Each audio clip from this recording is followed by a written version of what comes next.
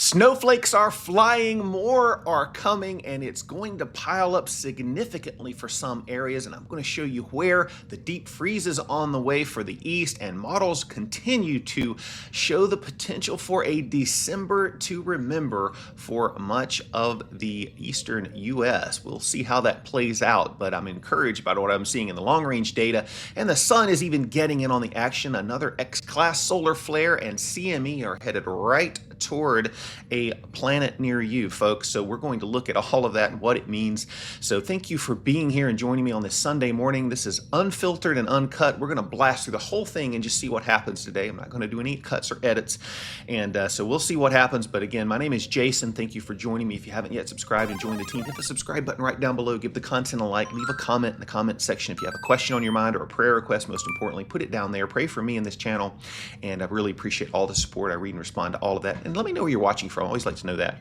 So we're going to start here on the satellite image. This is actually the water vapor loop, and I show this from time to time when there's something interesting to show, and there are a few things on this image that are worth paying attention to. Here is the leading edge of that cold air coming in out of Canada. It is surging in as we speak, and it will be moving south and east through the course of the day.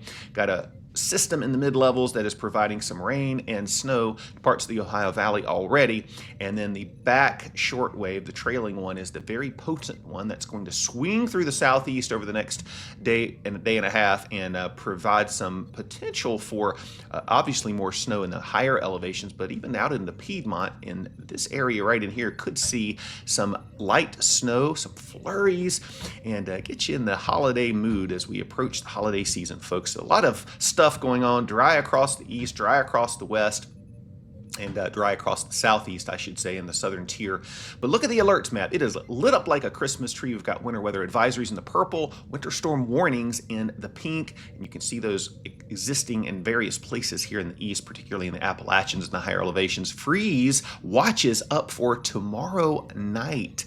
Folks, we're going to see very cold temperatures for parts of the southeast. It's going to take that cold air a little bit of time getting across the mountains, but where there are no mountains, we're going to get very cold tonight. So you can see these freeze warnings already up for Oklahoma and Texas and Arkansas and down here into the deep south, and red flag warnings for windy conditions down here in Texas. This front means business. This is a serious fall front. It's going to bring very cold temperatures, snow and heavy snow at times, and windy conditions as well. And as you can see, not much going on out west. Here is the current radar, and you've got snow flying up here in Duluth. Back in Chicago, we're seeing some snow up toward Milwaukee, Madison, over toward Gary, Indiana, South Bend, Fort Wayne, and then it gets a little bit warmer as you head to the east, so Cleveland down to Canton. And down here toward West Virginia, central West Virginia, we're looking at rain east in upstate New York, and then finding snow again in some of the higher terrain in the northern parts of New England with rain south of there. So that's what's going on currently. Here is the big trough that we're looking at. And the European has been showing this pretty consistently with this Vortmax. There's the leading edge of it. And you get secondary system and the trailing Vortmax coming in Monday night into tonight rather, into tomorrow. You can see how it kind of swings in through Kentucky and then down here into the southern Appalachians right here in western North Carolina by the time we get to tomorrow afternoon. So we're going to see that push in to the southeast and swing east over the course of tomorrow night. That's going to bring lift. There's not a lot of moisture here, but there is enough moisture to saturate the snow growth zone. So as this thing moves through, it's very potent. It's not quite as potent as the European was showing it the other day, which is what I told you if you were watching this channel. I think the European was doing a good job with the location and general strength of it, but it's kind of weakened as we've got a little bit closer to game time, and that matters for folks east of the Appalachians. If you want to see snow, you need this thing to be really strong, really compact, take a southerly trajectory, and squeeze out every bit of moisture it can. There is some saturation in the snow growth zone up in the atmosphere, and so that would help to maybe produce a few flurries and a couple of snow showers east of the Alps, particularly if this thing can stay strong and hold together, but it's a little bit weaker than it was showing the other day, so we're seeing a little less reflection of that east of the Alps, but still along the Alps and along the higher ridges of the mountains as we go on through time. Going to stand to pick up some good snow out of this, but it swings on through overnight Monday, and then Tuesday is the crescendo of the cold. Okay, so that is the coldest temperatures that we'll see in the southeast and up along the east coast. That will probably peak Tuesday into Wednesday up for you guys in the northeast, but that's what it looks like. And then this will get out of the hair, will leave us with northwesterly flow behind that, but it will warm up at the surface because the sun angle is still high enough to keep us warm. Temperature is looking like this in terms of highs over the next couple of days. Today we're surging into the 70s on southerly winds out ahead of that cold front, even 80s back down into Florida. But look up here in the Midwest, highs in the 30s today. Tomorrow highs in the 30s, warming up just a little bit but cooling off. Going to see highs in the 50s and 40s back here, parts of the upper southeast, even going to see highs in the 30s in the Tennessee Valley up here in the Ohio Valley, as well as that cold front has already moved through. As I said, it's going to take a little longer to spill over the Alps, but certainly in the foothills of North Carolina up into Virginia, going to be highs in the 40s tomorrow up in New England, and then highs in the 40s for everybody here in the east, except for the 30s up in the northeast around the Great Lakes as we go through the day tomorrow. These are wintertime high temperatures, friends. That is what I'm talking about. This is cold air for any time of year, but particularly here for early November. Let's get that off the screen. What do you keep coming up for? So that's what we're looking at as we go on out into Wednesday. Look at that. Everybody warms up, and we're starting to get back toward normal. Low temperatures in the teens up here tonight. And then as we go into 20s in the Ohio Valley, that's why we've got these freeze warnings. We're looking at a hard freeze for parts of the deep south. Not quite freezing yet in the Piedmont sections of North and South Carolina up into Virginia and the coastal sections of New England. But look what happens tomorrow night, Monday night into Tuesday morning. Boom, big time cold air. Freeze warnings, I'm sure, will be up where those freeze watches are. You've already had your freeze up here, so don't expect any warnings, but still expect cold temperatures. And then down into Florida, look at this. The northern portion of Florida could see temperatures much below freezing, into the 20s, even in the Panhandle. So very cold. Watch out for those iguanas. They're going to be falling out of the trees. Yeah, that's what happens. If you don't live in Florida, you may not know about that, but yeah, cold air for everybody. Iguana falling. Cold air, folks. And here is your precipitation forecast, looking at snow in the blue. Green is rain.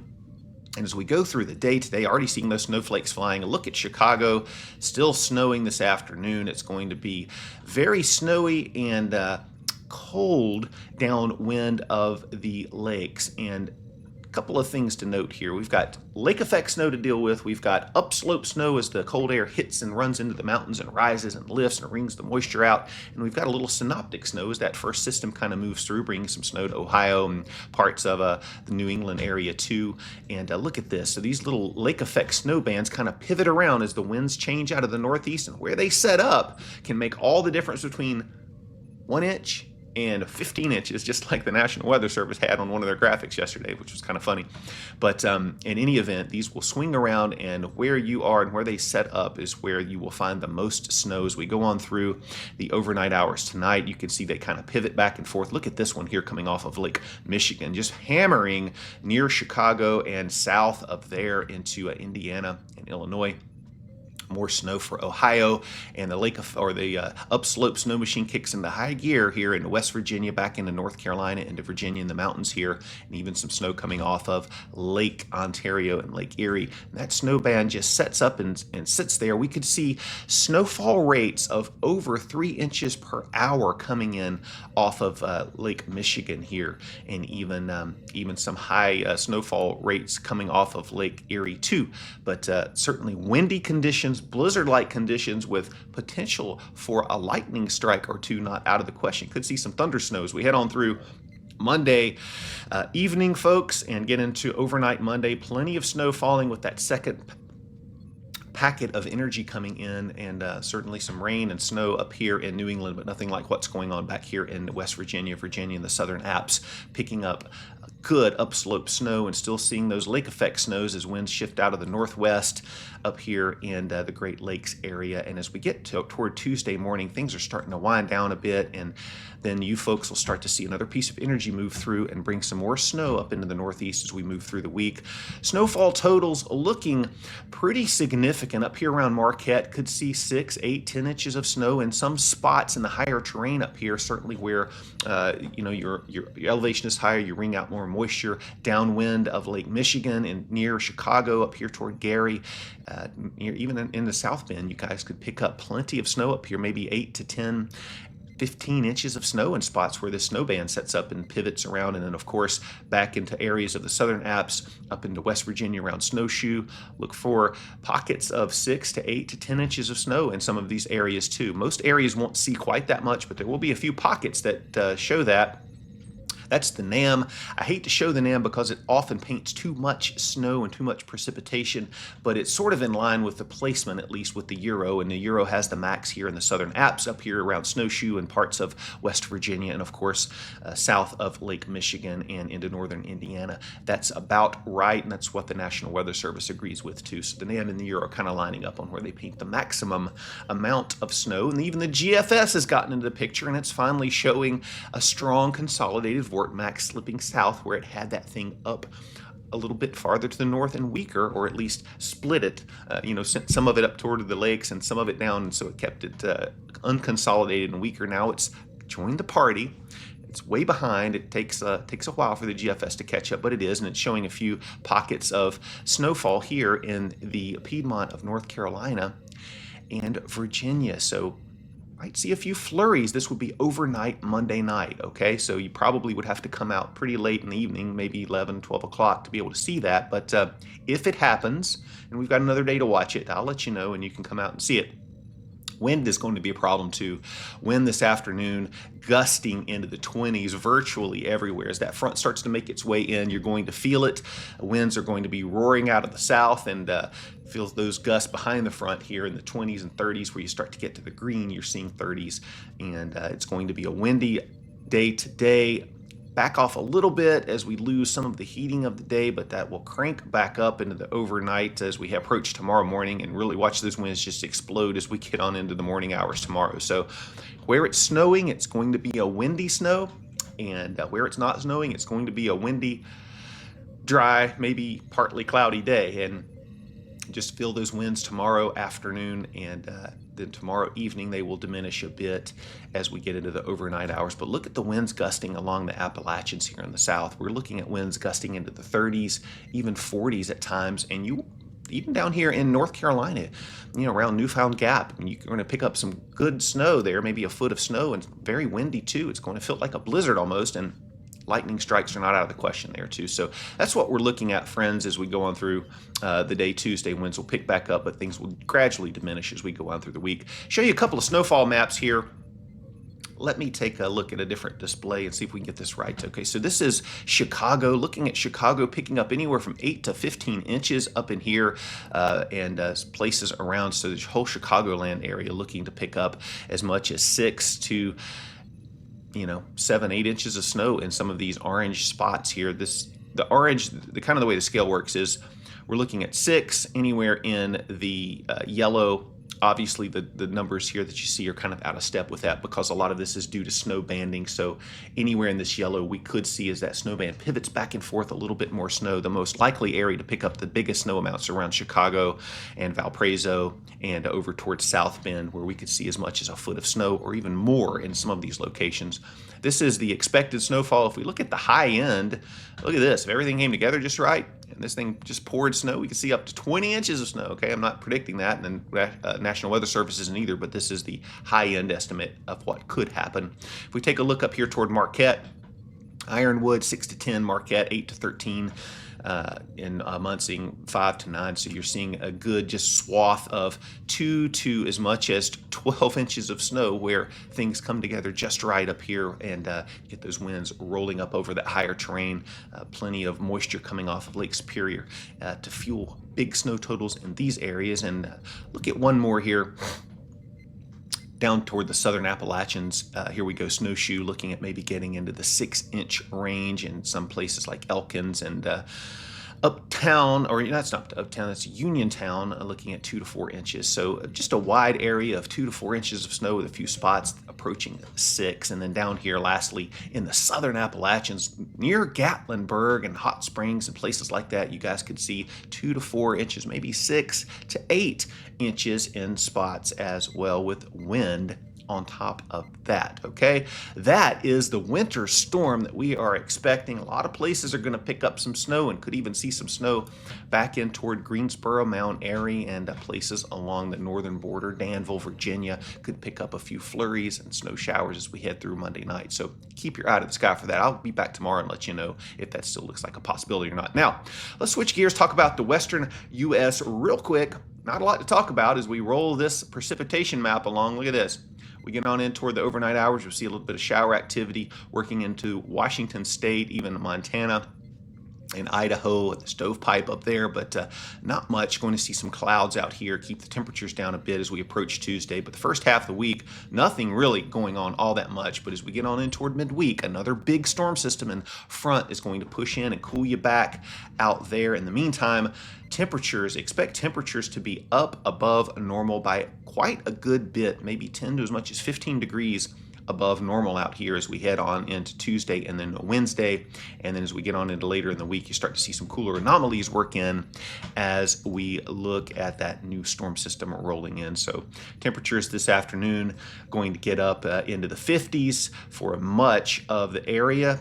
60s and 70s here in the San Joaquin Valley, pushing into California. Overnight lows, we're looking at lows in the 30s and 40s for everybody. We get on into tomorrow afternoon, and again, temperatures in the 50s and 60s, even 70s for a good chunk of real estate out here. So not a lot of activity going on above normal for now. That's going to change in the medium range, and we're going to get a trough out west, so you guys will cool down as storm system moves in out there and kind of build ridging across the center portion of the country, and maybe even sliding east as we head out in time. But I'm encouraged that the stratosphere is continuing to take a pounding. We've got a lot of blocking up in Canada that is just working on the stratosphere, kind of the way the atmosphere works. That helps to keep the stratospheric polar vortex weak as we head into December, which continues to promote more blocking. It's sort of a feedback loop almost. And that blocking keeps the storm track south. And as we get on in toward December, we're watching convection in the Pacific Ocean and Indian Ocean work together to help keep going to help promote general ridging out west and troughing in the east as we get into December. We call that the Madden-Julian oscillation. It's an area of convection that works from the Indian Ocean into the Pacific and through from the continent out into the western Pacific. And as that happens, we look at the effect on the jet stream, and it tends to impact the jet stream depending on where that blob of convection is, and looking to get into some favorable states for the East Coast as we work into late November into early and mid-December. So hopefully that will help us too. Tropical forcing, weak stratospheric polar vortex, a tendency for blocking will all come together to at least give us a shot at a few snow and winter events as we head into December in the east before January gets here, and then we'll see what happens after that. Now, lastly, wanted to show you this X-ray flux chart. Look at this. We had an X-class solar flare, and it kind of took its time coming back down, which helps to release more plasma from the sun. It's called a coronal mass ejection. If you watch here on the coronagraph, let's put this up here so we can see it. Watch what happens as we go on out in time now. You get a big blast here. Look at this right here. Boom, you see that? That's a halo CME. It's coming right at us, and it's going to impact the magnetosphere, probably put us in at least moderate geomagnetic storm conditions, depending on the magnetism of that that plasma wave as it hits, and we'll see what the density is and the speed and all that is over the coming days. But look for more geomagnetic storm conditions. Aurora viewing is going to be good, potentially tonight. High chance of aurora above this red line. You can see it, probably can't see it too well below. Tomorrow not looking all that good, but as that CME comes toward us, we're going to probably see a much better chance of aurora viewing, folks. And so we'll be back and talk more about that later in the week. But that's what's going on around the U.S. today. And follow me on X at Real Cold Rain. We'll be posting as new data comes in. And that's that's all I've got for you. Anyway, I hope you've enjoyed the show, learned a couple of things, and it's been informative for you. I've enjoyed being with you. Thank you for being with me. Hope you have a wonderful Sunday, and I'll be back tomorrow with another show. So take care, and in the meantime, God bless.